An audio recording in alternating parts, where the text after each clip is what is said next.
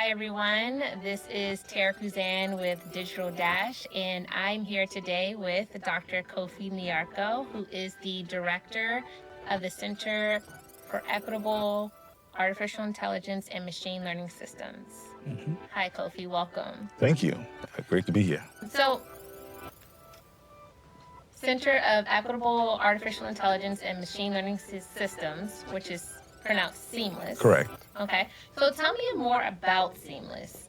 What is the mission of CEAMLS, and what does equity in AI mean to you, and why is it important? All right.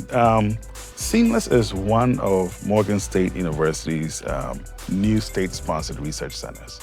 It is devised to be a thought nexus of sorts, a center for research and thought leadership when it comes to the development and the application of responsible and equitable AI.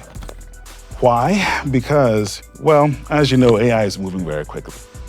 And we have an opportunity here to make sure it not only moves quickly, but it moves in the direction that serves the individuals that we must cater to, not just as an institution, but really, I think, as a nation, those who've been historically underserved. And so what we try and do in the center is make sure that we have a voice in the way this technology is evolving, AI being the technology, but we want to do it in such a way that people aren't disenfranchised, that we are not perpetuating these historical biases, and that AI is fair for everyone, essentially. Can you help them understand the potential harm that could be caused if the work that you're doing does not go forward? Yes, I can maybe paint a couple of pictures here that will drive it home than me going on a diatribe about bias and data and so forth. Imagine you are in a self-driving vehicle. Well, actually, the other way around. Imagine you're walking the streets in which self-driving vehicles are also going about their business. It is at night, and they've been trained to find and detect pedestrians. That's a thing that you would expect them to be able to do. However, the type of examples that they were shown in training were maybe not people with darker skin tones, or people that may wear particular clothing. This is like a homogenous group that they use for training. And this self-driving vehicle comes across a person who is darker skinned, at night, maybe wearing clothing that it doesn't expect people to wear. I'm just giving an example here. And because of it, doesn't recognize the person in time. And because of it, either you have a near collision or fatal collision, right? This is something where it's not, theoretically that, I could get hurt. Misaligned models that are not trained on the proper diversity of data could be a public menace, literally. We'll bring it around a different way. What if I'm going to the doctor and I have something that ails me, I do some imaging testing and so forth. There's a model that is helping the doctor evaluate those x-rays or whatever imaging technology you use and helping them, figure out exactly what is wrong. If those models were not trained on examples of individuals from various demographics, it may not work quite as well on your data because you are not represented within the training data set very well. So it may undiagnose you and say, yeah, you're good, you're fine. In the meantime, you have a critical ailment that will get worse, and by the time you recognize it, it may be too late. So that's an example of bias in the training again, where in this case, once again, it could be fatal. It could be costly at the very least, right? There are thousands of these examples that I can walk through. At the bottom line is, there are several mechanisms where this whole thing can go wrong. It can go wrong with the data that is sourced for training these models. It can go wrong with the kind of models that is selected for doing whatever the predictive work is to be done. It could also go wrong in how they're tested in practice. You've created a system, you want to make sure it's effective, you test it. Well, are you testing it in the right demographic, right? So there are all these different ways that we have to be careful when it comes to creating the technology and deploying the technology. You bring up so many good points. I know companies everywhere are playing with AI, developing things, different types of models, innovations left and right. I mean, Yeah. so much is happening with AI, but I do wonder, are we asking the question of, is the data representative of everyone? Correct. Is the underlying, are the underlying models going to harm a particular group of people? And then to your point, what are the safeguards that developers and us as engineers and even the companies who are behind it, what are the safeguards that are being put in place to make Correct. sure that they do not harm anyone? And if I may, a lot of people view AI as almost this magical technology, right? It's human level intelligence and it can figure out stuff. Okay, it's technology. Let's just start there. It's technology. And it's technology that is a bit different than what we had prior. We've had AI for a while, but at least in this current generation, it may feel a bit different. It's not programmed to do something, it learns to do something. And that's a huge difference. Because it's learning to do something, what we teach it, what we show it, makes a huge difference in what it learns. That's why I cannot undersell the importance of getting the right kind of data to teach these systems. Wow. Would you say that it really starts with the data? I say it goes before the data. Okay. It starts with the intent. So what Okay. is your intent? Is your intent to roll out a solution, an AI solution, as quickly as possible to monetize on it? Okay, well, right off the bat, you're off to the wrong foot here, right? You're on the wrong foot. Your intent should be, I want to impact whatever community you want to impact in the most positive and favorable light. And to do that, I need to care about the technology and the data. How the data is collected, how it's treated, how the model is selected, the training process, the deployment process, the testing and validation process. It's a whole pipeline of concerns that you have to take into account. But if you don't start with the right intent, yeah, it's doomed to begin with. Now, when you think about AI is for everyone, but are the models for everyone? It really does beg that question. Yeah. And it could be. The models could be for everyone, but the way it's typically done is you either have engineers who are focused on a very narrow slice of the problem, or you may have larger companies with different motivations that may run contrary to the well-being of the public as a whole. And so you have to be really careful about these models. What are they trained on? Like what kind of architectures do they use? And have they proven to be unbiased when it comes to those who are underrepresented? It's really a choice. And a lot of times, there is not an incentive to make that right choice. The work that CEAMLS is doing, though, is helping to combat that. I believe so, 100%, because we have research involved in different areas, whether it's identifying ways in which we can safeguard data that's being collected, train models on just a limited amount of data, not all the data in the world, or like distill larger models to being the smaller they can run in situ in the environment. We don't need a bunch of data to make it work properly. How do we benchmark and test these systems? We are doing all these things with the intent of moving the science forward in terms of the impact for AI, but also with an eye on limiting the harms that could result, helping to safeguard the public. That is one of the things that we focus on. It's a core tenet of what the center is doing. So I want to double click on that a little bit more. Tell me more about how CEAMLS is amplifying the voices of those who may not always be heard, maybe those disenfranchised communities. Yeah, sure. I think one of the more critical ways in which we can amplify those underserved voices is making sure we widen the pool of those who are involved in AI as developers and as practitioners.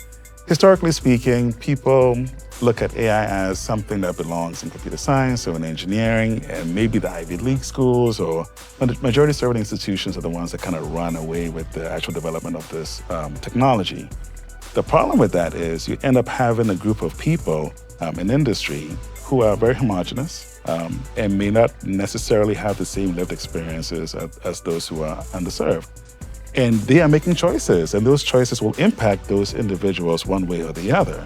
And so you want to broaden the pool of individuals who see themselves as AI developers and practitioners and so forth. You want to get education all the way down K through 12, even higher education. Everybody has a role here. And one of the main things we do on the education side in CEAMLS is we bring AI to everyone.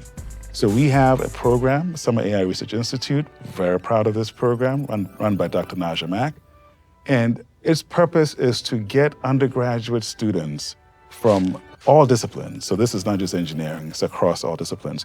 Get them to work hands-on with AI, solving real community-driven problems. So this is something may be important to you because, I don't know, your garbage doesn't get picked up on time or it overflows and you're thinking there should be an AI solution to help individuals know when it's time to pick it up. Sure, we'll do a project with that, right?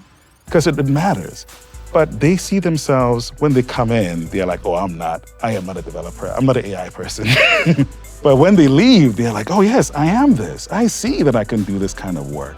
And when they go into the job market or even into graduate school, those minds are the ones who will look at the upcoming problems and upcoming solutions with technology with a different lens that will help broaden the perspective of the design team, take off the blinders, so to speak, and say, hey, do you know that this technology just doesn't work well with people with my skin tone? Or do you know that the way in which you're portraying this demonizes a group of people? That's the kind of voice that we want as a part of these teams that are making the future happen. What role does the community and policy makers, what role do they play in equitable AI? Got you. The community is more important than you realize because the community grounds us. We can sit up in our labs. I'm an engineer. I like solving problems, right? So you give me a problem, I'll go into my machinations and try and solve them. But if that solution is not connected with the people, with the community, if it's not serving some need, then is it really solving an important problem? So the community grounds us in what is important and how we should focus our resources and focus our technology to have maximum impact. That's a major role I see for the community. It's a very symbiotic relationship that we're trying to build here. Policymakers, well, the technology is powerful, but without safeguards, it can cause a lot of harm. And so we need policymakers to look at the technology, what it does well, what it doesn't do well, and help put into place safeguards that will allow developers to know this is the sandbox in which you can work, and this is the way in which you can control potential harm to the public. So we need the policymakers to understand, well, this is the state of the technology as it exists right now, and here's where it's headed in the future. So you have to be ready to make sure that the legislation side of everything is keeping up with the technological advancements. So how can corporations or government agencies support your mission while also advancing their own ethical AI initiatives? Like I mentioned before, governments have a critical role. To me, they are the ones to help safeguard the future through policy. So the way they can impact what CEAMLS does is to help us be a liaison, help us educate them on the technology where it is, but also help lay out processes for them to understand how it is that we can even put safeguards around this technology without hindering innovation. That's typically the argument that you will get. If we put the brakes on any of these things, we are hindering innovation and China will take over and America will lose. It doesn't have to be that black and white. There's tons of innovation to be had within the confines of a safe society and a safe environment. But if the government doesn't play its part because they may be unaware of the technology, it's moving so quickly, it's hard to keep up, then once again, we're in a situation where the technology can go out of control and we as the public would suffer. We've seen the movie. I'm glad you see where I'm going with you. And so then there is the side of the corporations. I don't want to give the impression that I'm anti-corporation. I think that they have a very vital role to play. Quite frankly, they're the ones pushing a lot of this AI development as fast as possible.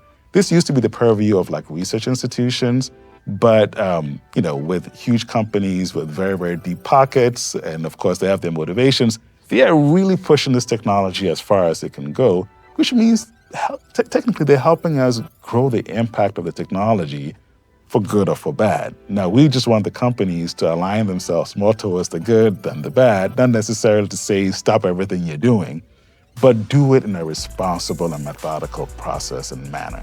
So I would like to partner with companies, to work with them, to not only review some of their product roadmaps, but also help them understand how the community could help drive this technology in a way that matters to the community. Because in the end, these companies are creating products for the community. Let's be honest, like you're gonna sell this to somebody. Who are you selling it to?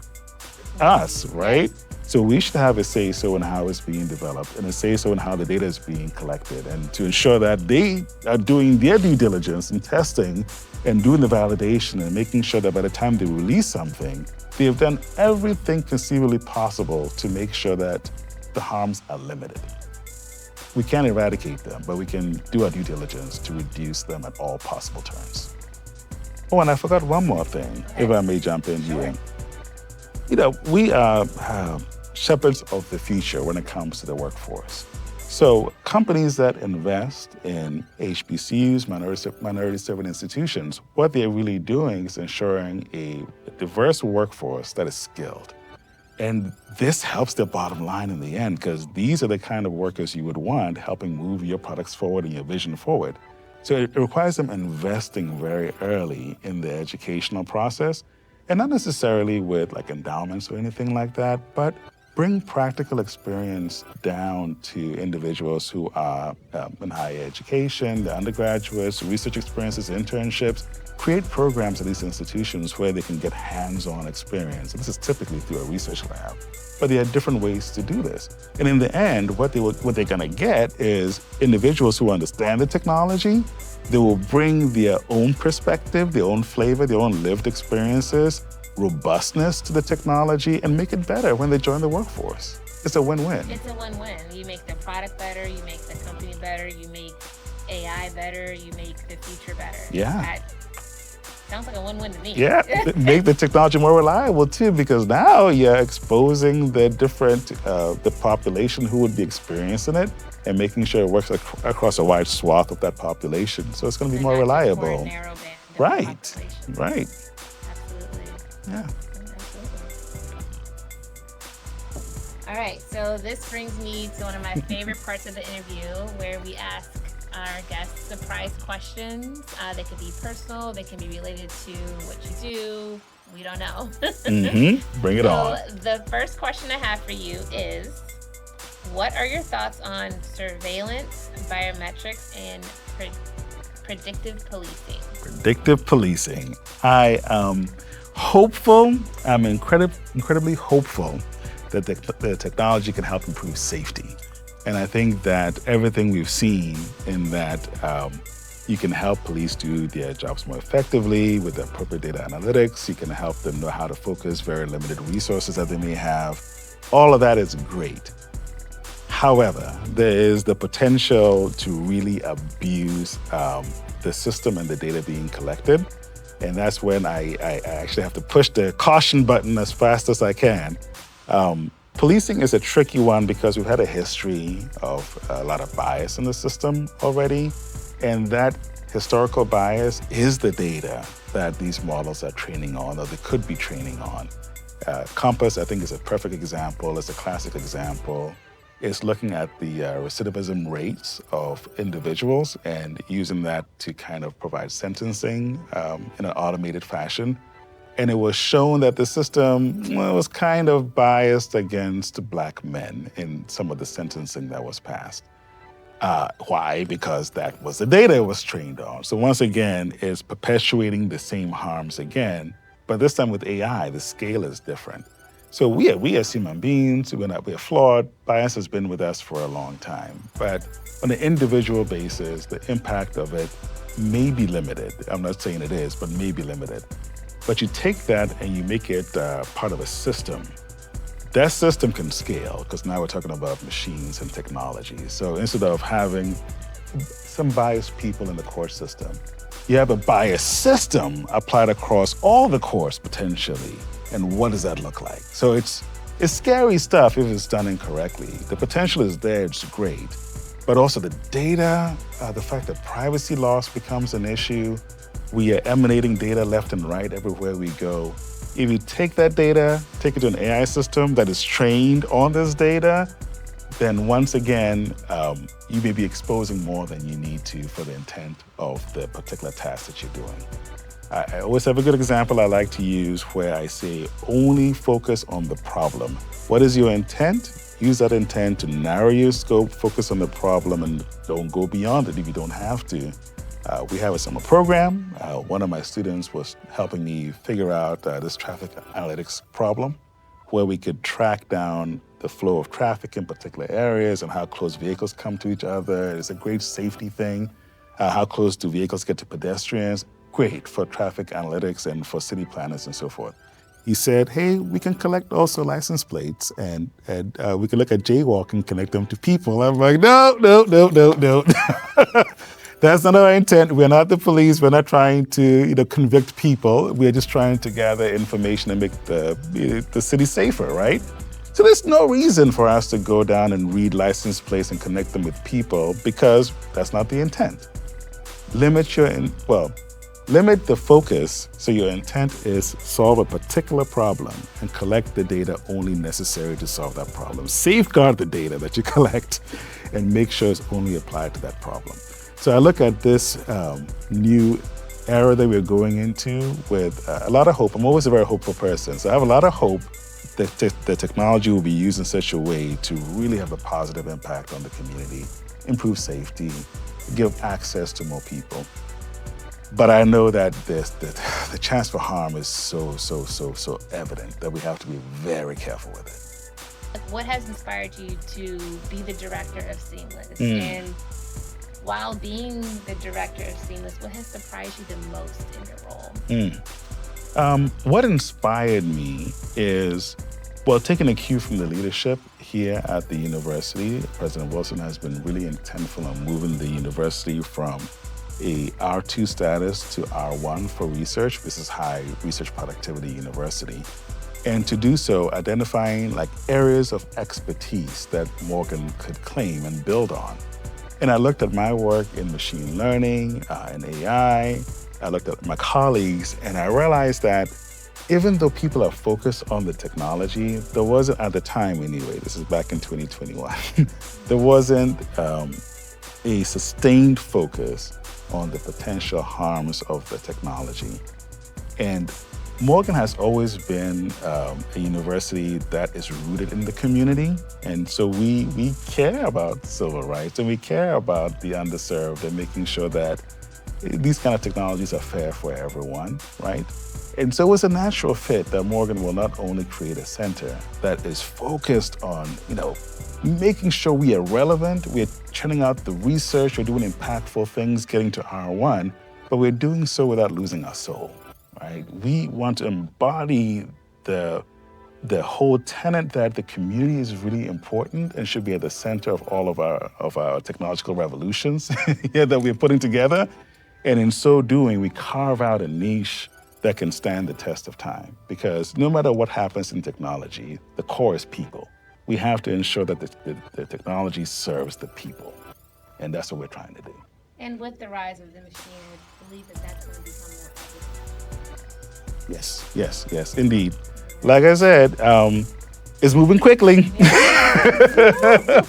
It's kind of hard to put your finger on it, but if you don't put your finger on it, it can spin out of control. And by the time you realize it, the same groups of people that always end up underneath the boot of these kind of technological revolutions will be there again.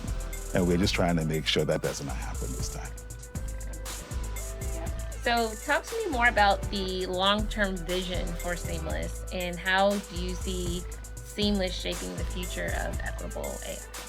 Oh, wonderful question.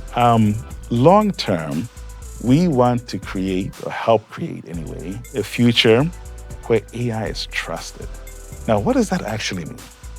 We know AI is powerful and there's a lot of potential for it to revolutionize so many things. For the young entrepreneur, what would have required you to have a full staff with, a company worth hundreds of millions of dollars, you can now use AI to accelerate your business and do something really practical. So we see the real potential here.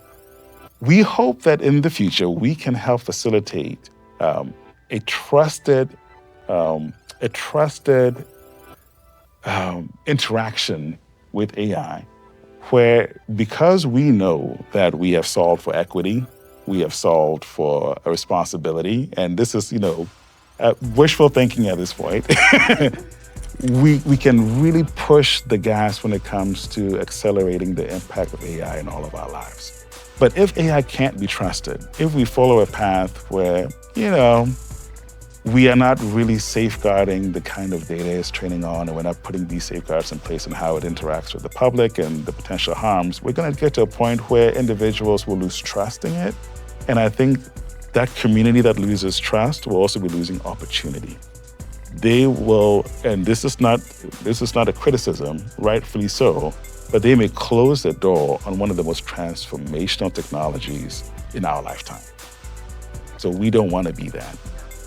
We are putting together frameworks right now, AI benchmarking frameworks that looks at existing AI models and new models and tries to analyze them and understand ways in which that they may not necessarily be aligned with our expectations and our values, whether or not they do not recognize cultural differences or cultural relevance. We want to be able to characterize all these things in these models and be able to take this and release it out into the world so that other individuals can take the models that they're working on, testing on our framework, and then understand ways in which they need to improve those models. So this is an active project right now, but in the near future, we want this to be available and widespread, and hopefully people can build on this to create trusted AI solutions. And this is not necessarily even trust always on the bias scale. It could just be trust on a truthfulness scale. We know like AI hallucinates by the very nature of the technology. And there are ways you can kind of control those hallucinations. And so we are looking at various technologies where we can ensure that what comes out of these models are grounded in what we believe are unequivocal facts. As an example, these are the methods that we're looking for creating trusted AI solutions. So CEAMLS had its second annual symposium this spring. I was there and it was really, really incredible. But for our viewers who weren't there, tell them about it.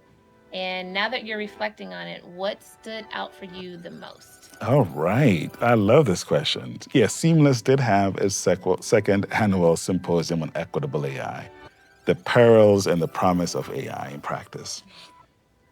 We had amazing speakers. We had amazing attendance across the board. What I loved about it was just the diversity of thought in that space, whether it's educators, it's actual practitioners out in industry. So we had some industry representatives there, sociologists. We had a whole gamut of different thought leadership come together and discuss where AI is going and what it can do for the community, but also how we need to just be real careful about its implementation.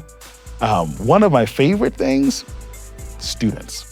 I got to tell you, I so appreciated student involvement in this year's symposium, because last year we did have it, but this year it was fantastic. We had poster sessions, and you get to see what these young minds are putting together, and it dawns on you, yeah, this is the future.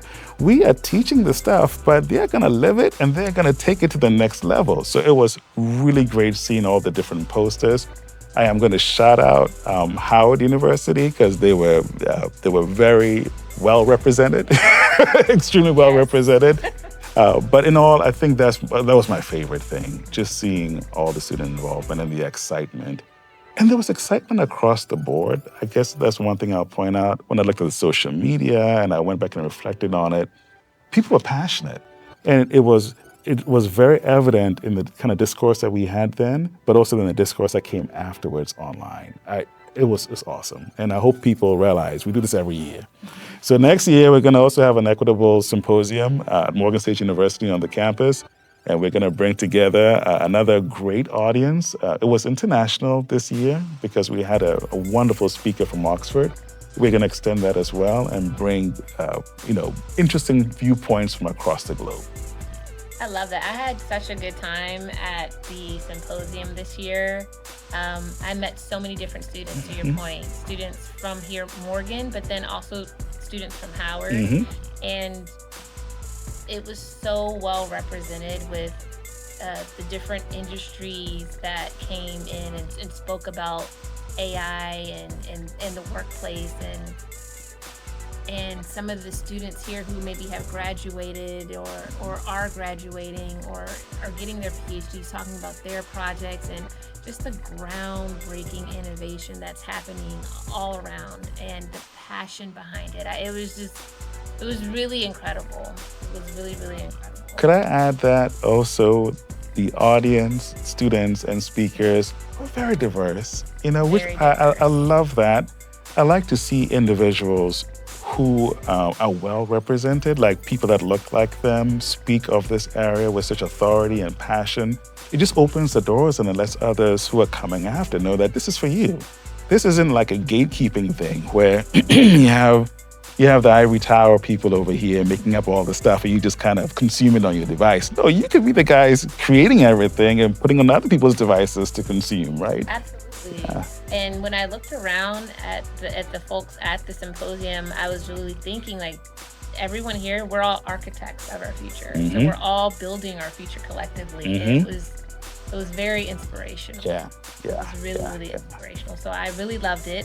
Thank you for putting it on for Most the second welcome. year. And I'm looking forward to going to future symposiums. All right, last surprise question. Outside of research papers, what are you reading Outside of research right now? papers, I now you're know, putting me on the spot. I Like know you're reading a I am lot of research. casually reading books right now.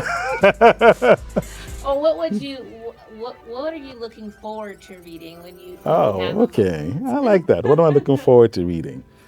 I don't think most people appreciate what I do in my leisure when it comes to reading Okay. because it always tend to be problem solving related things. I'm an engineer at my core, right? So even in my light reading, it tends to be really about how systems work and how they function and how we can transform them into one thing to another to create new solutions and blah, blah, blah, blah, blah. So the short answer is it's a technical manual that will have no interest to the audience. But know this, but no, Manual on your free but know time. this Okay. though.